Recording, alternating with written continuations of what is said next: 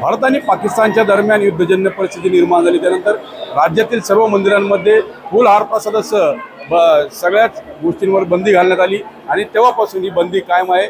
शिर्डीच्या साई मंदिरात देखील युद्धजन्य परिस्थिती जेव्हा निर्माण झाली भारत आणि पाकिस्तान दरम्यान त्यावेळी फुलहार प्रसाद जो आहे तो पोलीस प्रशासनाच्या सूचनेनंतर बंद करण्यात आला। अशा प्रकारे जे भाविक आजही प्रसाद किंवा फुलहार घेऊन जात आहेत ती प्रवेशद्वारावरच तपासणी दरम्यान काढली जात आहेत आणि भाविक जे आहेत विना फूल विना हार मंदिरात जाताना बाबांचं दर्शन घेत आहेत।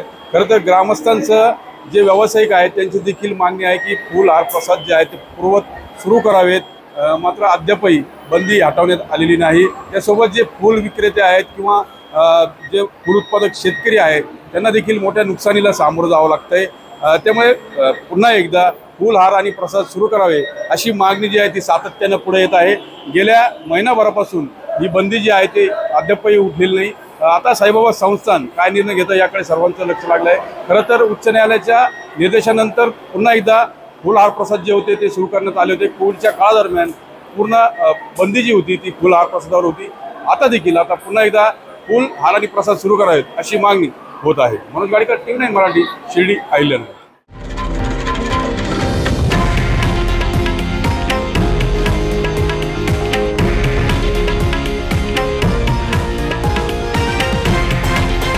हे आहे देशातील नंबर 1 न्यूज नेटवर्क आणि आपण पाहत आहात TV9 मराठी, एकमेव।